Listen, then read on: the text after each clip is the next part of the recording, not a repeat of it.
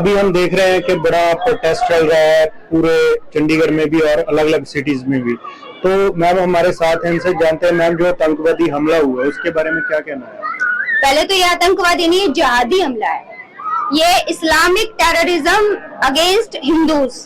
मैं सिर्फ ये कहना चाहती हूँ कि हमको अब करेक्ट होके बोलना पड़ेगा, सच्चाई को सामने रखना पड़ेगा और ये एक्सेप्ट करना पड़ेगा कि हम ये नहीं कह सकते कि आतंकवादियों ने भारतीयों पे हमला किया है। हमको ये बात पुरजोर तरीके से रखनी पड़ेगी कि इस्लामिक आतंकवादी, इस्लामिक जिहादियों ने हिंदुओं को मारा है और केवल इसलिए मारा है क्योंकि वो हिंदू थे, उनका और कोई कसूर नहीं था। जी, अगर वो AK-47 उठा सकते हैं तो हिंदू क्यों नहीं उठा सकते? मैं ये बिल्कुल ये सबसे अपील करना चाहूंगी हिंदुओं से कि आप देखिए हमारे आराध्य राम, उन्होंने वनवास के समय राजपाट छोड़ दिया, सब कुछ छोड़ दिया, लेकिन उन्होंने अपना धनुष बाण नहीं छोड़ा। हमारी संस्कृति हमें ये सिखाती है, समय आ गया है हर हिंदू अपने घर में 50,000 लाख रुपए का फोन, बड़ी बड़ी महंगी गाड़ियां बाद में रखे। सबसे पहले कोई ना कोई ऐसा हथियार जिसके लिए लाइसेंस की जरूरत नहीं है, वो हथियार अपनी सुरक्षा में जरूर रखे और बच्चों को बचपन से इतना दिलदार बनाइए कि जब आपको पता है कि आपके आगे बंदूक अड़ा दी गई और आपको मरना है तो क्यों ना लड़के मरे, कुछ नुकसान तो उनका भी करेंगे।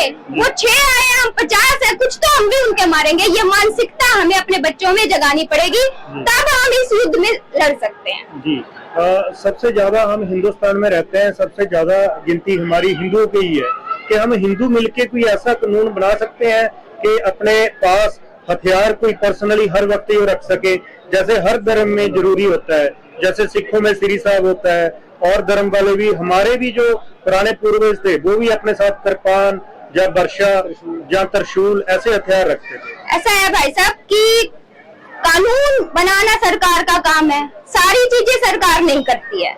देश में सुरक्षित रहने के लिए व्यक्ति को सुरक्षा की भावना अपने अंदर जगानी पड़ेगी। हथियार हमारे पास बहुत होते हैं, हमारे पास तलवारें होते हैं, त्रिशूल होते हैं, भाले होते हैं, लठ होते हैं, कम से कम घरों में लठ होते हैं, बच्चों को लठ चलाने की ट्रेनिंग तो दे सकते हैं, ठीक है। लेकिन बात क्या है कि उदयपुर में जब कन्हैया पे जिहादियों ने हमला किया था, उसके सामने कैंची पड़ी थी, दर्जी था वो, लेकिन उसमें ये भावना ही नहीं थी कि कैंची उठा के तू भी मार दे इनके। समस्या क्या है? समस्या अपने आप को अब ये रियलाइज कराने की है कि ये मारेंगे तो हम भी इनको मारेंगे। अपने बच्चों को सॉफ्ट ना बनाएं। हम तो, हमारा तो खैर धर्म ये कहता है हमारे पैर के नीचे चींटी भी ना मरे, लेकिन कोई धर्म हमें, अर्जुन ये भी बताता है, कृष्ण भगवान अर्जुन के को निमित्त बना के हमें ये भी बताते हैं कि जब धर्म के ऊपर अटैक होता है तो आपको अपना गांडीव उठाना पड़ता है। और दूसरी बात, आपको कौन कह रहा है हर वक्त मारो पीटो? अरे कम से कम वो आपका धर्म देख के पूछ रहे हैं, नाम पूछ रहे हैं, मार रहे हैं गोली, कम से कम आप सब्जी वाले से, बुटीक वाले से, कैब ड्राइवर से उनका नाम तो पूछो। मोदी जी ने सब कुछ डिजिटलाइज कर दिया है, ये स्कैन तो करो कि ये जो तुम पैसा दे रहे हो ये किसके खाते में जा रहा है, वो पैसा तुम्हारा, बंदूक की गोली तो नहीं खरीदेगा तुम्हारे लिए। इस सच को स्वीकार करो। और एक बात मैं जरूर कहना चाहूंगी, सेकुलर लोगों से सावधान रहो। आज जो ये कह रहे हैं कि ये हिंदू मुस्लिम मत करो, आतंकवाद का कोई धर्म नहीं होता, मैं ये कहूंगी ऐसे लोग आतंकवादियों से भी ज्यादा खतरनाक है, इनसे जरूर बच के रहो। ये अपने भीतर के गद्दार है। पाकिस्तान का इलाज हमारे देश की सेना करेगी। अपने देश के भीतर जो गद्दार बसे हुए हैं ना, जो हिंदू होकर हिंदुओं के साथ नहीं खड़े, वो देश के साथ क्या खड़े होंगे। जी, शुक्रिया मैम। इन्होंने जो भी बताया बड़ी अच्छी बातचीत की कि हर एक हिंदू के हाथ में हथियार होना जरूरी है।